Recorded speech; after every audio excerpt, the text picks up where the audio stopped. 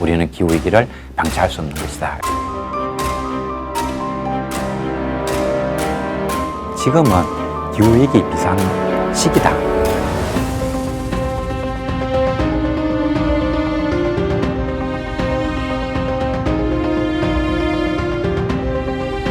(40% 정도의 식물만 살아남고 나머지 58%는 멸종한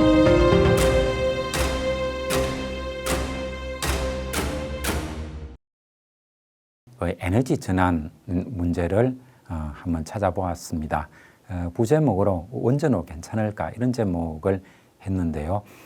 2023년 1월에 있었던 그 스위스 다보스 포럼 있죠. 거기에서도 기후위기 문제에 관련된 이야기가 예년과 마찬가지로 중요한 의제가 되었습니다.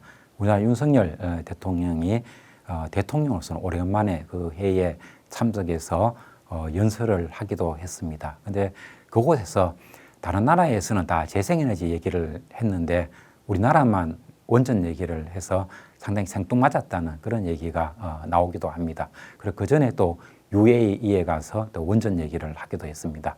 그래서 이 원전으로 에너지 전환을 해도 되는가 이 문제를 한번 생각해 보았습니다. 그래서 목차도 이런 한 4가지 얘기로 좀 한번 준비를 해보았습니다. 현 정권의 그 원전 집착 이게 참 좀 심각한 것 같습니다. 윤 정권의 원전 집착에 대해서는 이 데일리에서 보도한 기사입니다. 보면은 대통령실 UAE 원전 추가 건설 영국 공동 진출 기대 뭐 이렇게 해서 UAE에 가서 한 40조 원 정도 300억 달러죠. 이거를 우리나라에 유치하기로 뭐 MOU를 맺었다는 이게 이제 큰 뉴스가 나왔었는데 제가 대구에서 올라오면서 열차를 이렇게 보니까 우리 정부에서 정부 홍보를 하면서 K 방산을 통해서 뭐 20조 뭐 수출 계약을 맺었고 뭐 이게 홍보를 하는데 그중에 마지막에 나오는 게 UAE로부터 40조 원 경제 유치 뭐 이게 자본 유치 이런 얘기가 나오더라고요. 그러니까 MOU 맺은 걸 가지고 저렇게 해도 되냐? 저거는 전형적인 이 과대 선진이 아니냐? 뭐 그런 생각을 좀 했었습니다. 저 기사 내용을 보면 이렇게 나옵니다. 대통령실 고위 관계자는 브리핑에서 윤 대통령이 거론한 추가 원전 협력의 의미와 관련해서 UAE 측이 추가 건설 계획을 가진 것으로 파악하고 있다. 그러니까 어디서 들었다는 얘기거든요. 그리고 공식 제의가 온 것은 아니지만 다들 추가 수주에 대한 기대를 갖고 임하고 있다는 뜻이다. 이런 이야기입니다. 그러니까 저게 소선이 누군지 정말 우리가 UAE하고 기술 개발해가지고 영국에 갈 수 있는 건지는 알 수가 없는 겁니다. 그리고 영국 같은 경우는 탈핵을 선언한 적이 없습니다. 저기는 이제 전기를 갖다가 원전을 만들든 풍력으로 만들든 석탄으로 만들든 어떻게 만들든 간에 시장에 가서 경쟁을 하면 되는 겁니다. 그런데 원전 자체가 비싸기 때문에 영국에서 과연 그 원전을 추가로 건설할까 하는 데에서는 저는 상당히 회의적으로 생각을 합니다. 그리고 UAE에서도 장래 자신들이 에너지원을 어떻게 만들어갈 것인가 하는 걸 보면 한 절반 정도가 재생에너지 쪽으로 충당을 하고 원전으로는 6% 정도 원전에 의탁을 하겠다, 기대겠다라고 장기 계획을 세워놓고 있습니다.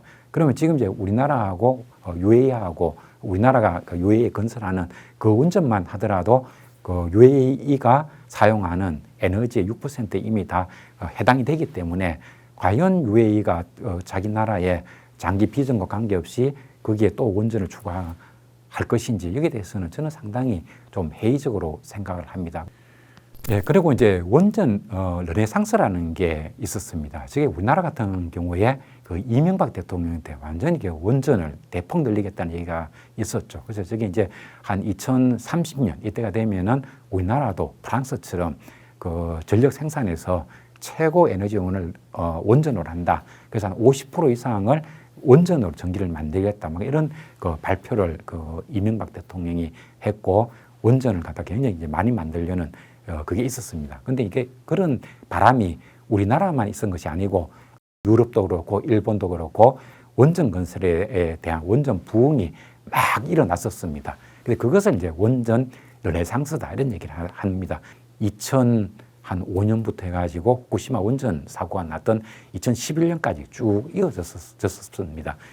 거기에 대한 역사적인 근거를 제가 얘기를 한 건데요. 이게 이제 가이아 이론으로 유명하죠. 러브록이라는 그 영국의 화학자입니다. 이분이 1978년도에 가이아 이론에 대한 논문을 처음으로 냈습니다. 지구가 하나의 생명체 같은 지구 항상성을 유지하려는 이런 움직임이 있다. 지구는 무생물이 아니라 하나의 거대한 생명체다라는 이론을 제시를 했습니다. 이런 것들이 이제 지구 환경을 상당히 아끼는 사람들 입장에서 볼 때는 상당히 매력적인 이론인 거죠. 그래서 러브록 교수는 지구 환경을 걱정하는 사람들, 이런 분들로부터 많은 각광을 받았던 사람입니다. 그래서 이 사람이 2004년 3월 달에 영국 일간지 인디펜던트라고 하는 그 아주 유명한 잡지죠. 여기에 이제 글을 기고를 했는데,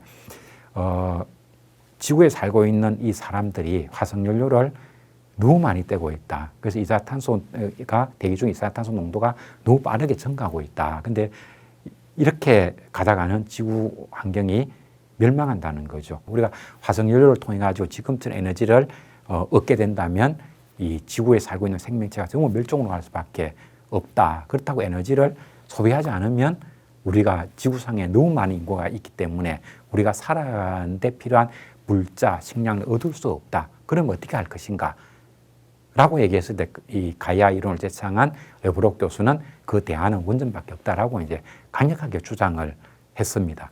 그게 이제 이게 원전 르네상스가 오는 계기가 되었던 거죠. 근데 이제 이 러브록 교수는 이 원전을 대폭 늘리면 지구 온난화 문제, 화석연료 사용으로 인한 대기 중의 이산화탄소 증가 이 문제로부터 우리는 벗어날 수 있다라고 이제 주장을 했는데, 이 문제에 대해서 IAEA 국제 원자력 기구죠. 여기에서도 정정문을 냈습니다. 러브록 교수가 지나치게 이해한 것이다. 우리가 아무리 원전을 확대한다 손 치더라도 원자력만으로 지구 온난화 문제 해결하는 것은 불가능하다라고 IAEA에서도 지적을 한 적이 있습니다. 그럼에도 불구하고 러브록이 이런 얘기를 해주니까 유럽, 일본, 우리나라, 중국, 인도 이런 전 세계적으로 원전을 만들자. 그리고 원전이 선인 것처럼 원전을 만들 때 우리 이명박 당시 대통령도 지구 온난화 문제 얘기를 많이 했죠. 기후 변화로부터 지구를 지키기 위해서 원전을 만든다 이런 얘기를 했는데, 이게 전 세계적으로 다 그런 얘기가 나왔던 겁니다. 그래서 이 원전이 막 만들어지다가 2011 후쿠시마 사고가 딱 나는 바람에 다시 원전 르네상스는 끝난 거죠. 그래서 그리고 그러면 옛날에 원전이 부흥기는 언제였는가 하면은 체르노빌 원전 사건이 일어날 때 전이죠. 1987년에 체르노빌 원전 사고가 일어나기 전까지 전 세계적으로 원자력 발전소가 많이 팽창해 갔습니다. 그러다가 체르노빌 사고가 나는 바람에 유럽, 독일 이런 나라에서 원전을 줄이려는 움직임이 막 이렇게 일어났고요. 그러다가 한 1, 20년 지나고 나니까 또 그거를 망각하고, 그다음에 러브록 같은 사람이 원전이 지구 온난화로부터 지구를 지킬 수 있는 방법이다 이렇게 얘기를 해주니까 이거를 빌미로 해서 다시 원전을 갖다 확대하려는 이런 움직임이 막 발생을 했던 거죠. 그게 이제 원전 르네상스 시기인데, 그게 불과 한 5년에서 7년 정도 이어지다가 그냥 수면으로 들어갔습니다. 그래서 유럽에서는 독일 등은 이미 탈핵에 성공을 했고요. 그다음에 프랑스 같은 경우도 원전에 대한 의존도가 70% 가까이 됐었는데, 이게 한 2030년 이때 되면은 한 50% 이하로 줄이겠다라고 얘기를 하고 있는 그런 상황입니다. 예, 그리고 이제 이거는 지구상에서 현재 2019년 기준입니다. 2019년 기준으로 지구상에서 가장 싼 에너지원이 무엇인가 이런 이야기인데요. 가장 싼 에너지원은 연안풍력입니다. 우리나라에서는 보통 해상풍력이라고 얘기를 하는데, 우리나라 제주도라든가 서해안 지역 이런 데 바닷가에 설치되어 있는 그 풍력 발전소는 이게 해양풍력이 아니고 연안풍력이라 불러야 되는 겁니다. 연안 가까이 있는 거죠. 근데 유럽 같은 데서는 이미 연안풍력도 만들면 그게 어류 해양 생태계에 피해가 크고, 그 다음에 소음 피해도 크고 그러기 때문에 연안 풍력도 잘 안 하죠. 그 해양으로부터 한 30-40km 멀리 떨어져 가지고 저 먼 바다에 가서 풍력 발전을 합니다. 그것을 해상 풍력이라고 얘기를 합니다. 근데 에너지 발전 단가로 따진다면 연안 풍력이 가장 싸고, 그다음에 두 번째가 태양광이고, 그다음이 그 해상 풍력이고 이렇게 갑니다. 그래서 원전은 매우 비싼 에너지다. 지금 재생에너지에 비해서 한 2배 이상으로 비싼 에너지인 거죠. 그래서 우리가 경제적으로만 따져보더라도 굳이 값비싼 재생에너지를 놔두고 그 비싼 원자력을 사용할 이유는 없지 않는가 하는 생각이 듭니다. 우리나라에서는 원전이 싸다고 얘기하는데 그 싼 이유는 무엇인가 하면은 원자력 발전소를 지었다가 해체할 때, 폐쇄할 때는 1기당 1조 원 이상의 그 해체 비용이 든다고 합니다. 그걸 반영 안 시킨 거죠. 그 원전에서 우라늄 가격 생각하고, 그다음 원자력 발전소에서 일하는 사람들 인건비 이런 것만 포함을 시키니까 원자력 발전소가 원자력으로 만드는 에너지가 상당히 싼 것으로 이렇게 이제 오인이 되는 것이고요. 그리고 그 다음에는 전력 1kW를 생산할 때 이산화탄소를 갖다 에너지 원별로 얼마나 배출하는가 하는 자료가 있습니다. 이게 보면은 원자력으로 1kW 전기를 만들면 20g 이산화탄소가 나온다 하는 것이 보통 뭐 국제사회에서 받아들이는 데이터입니다. 근데 이쪽에 원전 쪽에 조예가 깊은 이런 분들이 제3촌한테 보면은 원자력 발전으로 원전을 이용해서 1kW 전기를 만들면 66g의 이산화탄소가 배출된다 하는 것이 새로운 정설로 자리를 잡고 있습니다. 그리고 수력발전 같은 건 11g 이렇게 되죠. 그리고 석탄발전 하면은 1kW당 880g의 이산탄소가 나옵니다. 그에 비해서 천연가스 발전소로 바꾸면 석탄발전소보다 같은 화석연료지만 절반 정도, 430g이 나옵니다. 그리고 태양광으로 하면 원전보다 적은 15g이 나오죠. 풍력은 25, 그리고 지열은 15. 그리고 또 하나 우리나라 사람들이 좀 오해를 하고 있는 게 내연기관차를 없애고 전기차나 수소차를 이용하면 이산탄소 배출을 많이 줄이지 않느냐 이런 얘기를 하는데 이거는 좀 따져봐야 됩니다. 우리나라에서는 석탄 발전이 거의 한 40% 가까이 되고 그다음에 천연가스 발전소도 많이 있습니다. 그리고 재생에너지는 별로 없죠. 그 원전이 한 30% 가까이 차지를 합니다. 그래서 우리나라는 1kW 전기를 생산하는데 이산화탄소가 상당히 많이 나옵니다. 저걸 원단이라고 얘기하는데 1kW 전력을 만드는데 이산화탄소가 459g이 발생이 됩니다. 그래서 그래서 우리 전기차를 이용하게 되면 저 1kW 전기가 있으면 5km 정도 운행이 됩니다. 그러면 저 459를 5로 나누면 92g이 나오는 거죠. 그 전기차를 운행하면 이산탄소 배출이 안 되는 것이 아니고, 그리고 수소차의 경우에는 훨씬 심각합니다. 전기 1kW로 수소를 만들면, 물분해를 해가지고 수소를 만들면 17.3g이 만들어지는데 저것으로 1.7km 이동할 수가 있습니다. 그래서 수소차를 운행하게 되면 1km 이동할 때마다 270g의 이산탄소가 나오기 때문에 지금 우리나라 전기를 가지고 수소차를 운행한다는 것은 내연차보다도 훨씬 많은 이산화탄소를 배출한다는 것을 알 수가 있습니다.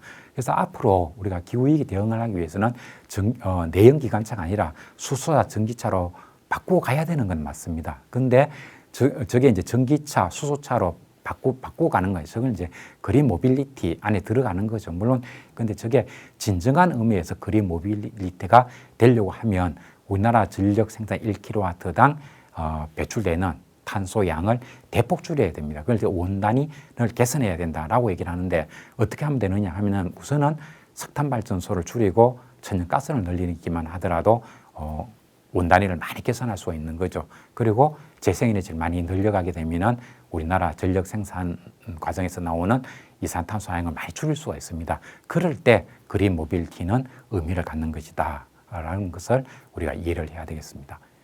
IEE라고 하는 잡지사, 우리가 그 전기 쪽에서는 세계 톱에 해당이 되는 국제 저널지입니다. 여기에 12월에 나온 논문 결과에 보면은 2020년대 초반, 즉 2030년이 되기 전에 태양광, 풍력이 미래 에너지 시스템에서 주도적 위치를 점할 것이다 하는 그 리뷰 논문이 나온 게 있습니다. 그래서 에너지 원별로 따져보면은 2025년 정도 이렇게 되겠죠.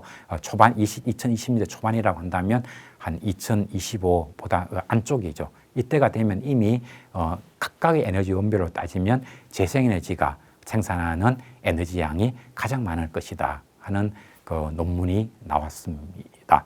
예, 그리고 국제에너지기구 IEA라고 얘기하는데 여기서도 금년 12월 2022년 12월에 그 재생에너지 보고서를 전망 보고서를 낸 적이 있습니다. 여기에서도 우리가 아주 이해하기 쉽도록 재생에너지가 앞으로 어떻게 확대돼 갈 것인가 하는 내용을 소개하고 있습니다.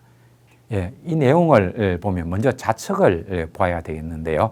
저 좌측 내용에 보면 대체로 5년 단위입니다. 맨 아래쪽이 하늘색이죠. 저기 보면은 2001년부터 2003년까지 전 세계에 그 재생에너지가 설치된 양이 되겠습니다. 저 폭이 두꺼울수록 많이 설치됐다는 얘기죠. 그리고 그 다음에 2003년 지난 2004년부터 2009년까지 5년 동안은 2004년 이전 5년에 생산된 양보다 훨씬 많이 설치가 된 걸 볼 수 있습니다. 그리고 또 하나 이제 2009년이 지나고 2010년부터 다시 5년을 치면 그 전 5년, 2004년에서 2009년 동안에 전 세계에 설치된 재생에너지 양보다도 2배 이상 늘어났습니다. 그리고 다시 또 2016년부터 2021년까지 5년을 보면 또 그 이전 5년보다도 2배 이상 증가했습니다. 이런 것을 지수함수적으로 증가한다고 얘기를 하고 있거든요. 그리고 이렇게 전 세계적으로 재생에너지가 폭발적으로 증가해 왔다는 걸 알 수 있습니다. 그리고 앞으로 이제 2022년부터 향후 5년은 얼마나 될 것인가 하는 게 주황색이 되겠습니다. 저 주황색을 보면 2001년부터 2021년까지 과거 20년 동안 전 세계가 건설했던 어떤 재생에너지 설비 용량의 거의 같은 양 정도가 앞으로 5년 동안 설치될 것이다 라고 하는 그 전방 보고서가 IEA의 IE 보고서에 실렸습니다. 그래서 저 내용을 보면 태양광 발전 설치 용량은 2027년까지 석탄을 능가할 태세고 지금은 이제 석탄이 아직까지도 메인 에너지인데 저걸 능가하게 됩니다. 그리고 2026년이 되면은 천연가스도 초과를 한다는 거죠. 그래서 금세기 2020년대 중반 정도가 되면은 석탄도 아니고 천연가스도 아니고 이게 재생에너지가 전력 에너지를 가장 많이 만드는 에너지원이 된다는 거죠. 그리고 이 부품 가격 상승으로 이게 최근에 오면은 기후변화 문제 때문에 재생에너지에 대한 이게 수요가 폭발적으로 늘어났습니다. 그래서 태양광 패널 가격도 그 이전, 2020년 이전에 비해 가지고 2021년, 22년 이렇게 오면서 태양광 패널 가격이 굉장히 많이 폭등을 했습니다. 그 얘기를 하는 거죠. 근데 부품 가격 상승으로 현재 투자 비용이 상승을 했지만 유틸리티 규모의 태양광 발전, 그 유틸리티급의 태양광 발전이라는 하는 것은 설비 용량이 1메가와트급 이상, 즉 저거는 쉽게 얘기하면은 대형 태양광 발전소, 대기업들이 하는 대규모 태양광 발전소를 얘기합니다. 이것은 전 세계 대다수 국가에서 신규 설치를 할 때 가장 비용이 싼 발전이다. 그러니까 우리가 2020년부터 해서 태양광 패널 가격이 폭등을 했지만 그럼에도 불구하고 어떤 에너지원을 사용하는 발전소보다도 그 대형 태양광 발전소를 설치할 때 드는 비용이 가장 싸다라고 IEA에서 지적을 하고 있습니다. 그리고 소형 발전, 개인이 설치하는 태양광 발전이 되겠죠. 옥상 태양광과 같은 이 분산형 태양광 발전소는 소비자가 에너지 요금을 절약할 수 있도록 소매 전기 가격 상승과 정책 지원 증가의 결과로 더 빠른 성장을 할 것이다. 예, 그리고 프랑스의 금년 2022년 12월에 이런 보도가 났습니다. 프랑스에서는 기존에 있던 주차장이든 앞으로 만들어질 주차장이든 간에 차량을 80대 이상 주차할 수 있는 주차 시설에는 의무적으로 전부 태양광을 설치해야 된다라고 이게 조례가 만들어지게 되었다는 이야기입니다. 이런 게 왜 프랑스 하면은 원전의 나라 아닙니까? 전 세계에서 저렇게 원전에 대한 그 의존율이 높은 나라는 프랑스밖에 없는 거죠. 프랑스에서는 그 도시별로 분산형으로 원전도 설치를 하고 있습니다. 근데 하여튼 프랑스에서는 가뭄 때문에 하천수가 없어가지고 원전 가동률이 50%도 되지 않았습니다. 그래서 프랑스가 국제사회로부터 천연가스를 사가지고 독일에 줘서 독일의 화력발전을 이용해가지고 전기를 만들어서 프랑스가 가져와서 쓰는 이런 일이 2022년에 발생을 했던 거죠. 그래서 프랑스 같은 기준으로 들여다보면 원전이라는 것도 안정적으로 계속 가동될 수 있는 것이 아니고 기후변화에 매우 민감한 것이라고 볼 수가 있습니다. 우리나라 같은 경우에는 내륙 지역에 그 하천수를 냉각수로 쓰는 경우는 없습니다. 전부 해양에 있습니다. 그렇지만 우리나라의 원자력 발전소는 전부 동해안에 있는 거죠. 근데 문제는 기후변화로 인해 가지고 대규모 대형 태풍, 슈퍼 태풍이 우리나라 쪽으로 오고 있고 흰남노와 같은 슈퍼 태풍이 오고 있고 이게 여름 태풍은 서해로 가고 가을 태풍은 동해안으로 오게 됩니다. 계속 매년 이런 일이 벌어지고 있는 거죠. 동해안으로 슈퍼 태풍이 가면서 큰 해를 만들게 된다면 일본이 후쿠시마 사고로부터 큰 피해를 보았듯이 우리나라도 그 태풍 해로부터 직격을 받을 수 있는 매우 그 위험한 곳에 우리가 위치를 하고 있습니다. 그래서 우리가 원자력 발전소는 계속해서 안정적으로 가동을 해서 전기를 얻을 수 있다는 이거는 하나의 미신이라는 것도 우리가 그 염두에 두어야 되겠습니다. 그리고 우측이 마지막인데요. 우리나라 이코노미스트에서 보도한 내용입니다. 그 재생하지 않으면 거래서 끊긴다. 우리나라 기업의 삼성이든 뭐든 간에 우리가 제품을 만들면 이게 외국 글로벌 기업에 많이 납품을 합니다. 근데 우리가 이렇게 재생에너지로 제품을 만들지 못하면 다른 나라에서는 거래를 끊는다는 거죠. 이게 실제로 2018년도에 BMW와 LG 이 사이의 그 협상 과정에서도 우리가 재생에너지 사용을 할 수 없기 때문에 거래가 끊어진 사례가 있었습니다. 그래서 앞으로 지금부터 해서 미래에는 원전을 사용하면 에너지를 만드는 과정에서 탄소 배출이 적다는 것까지는 인정할 수 있지만 그렇게 만든 전기로 기업 활동을 해서는 우리나라 제품을 팔아먹을 곳이 없다 하는 이 점을 우리가 주의해서 들어야 될 것 같습니다. 그리고 지금 이제 윤석열 정권에서 그럼에도 불구하고 자꾸만 원전에 의존을 하려고 하고 원전을 키우려고 하고 재생에너지를 갖다가 오히려 천대시하려고 하게 되면 윤석열 정권의 임기는 이제 한 4년 정도 남았습니다만 우리 국민들은 수십 년을 두고 이 윤석열 정권이 선택한 잘못된 정책 때문에 우리나라 경제가 피멍이 든다는 것 이것을 우리가 꼭 기억을 해야 될 것 같습니다. 18번째 이야기는 여기까지 하도록 하겠습니다.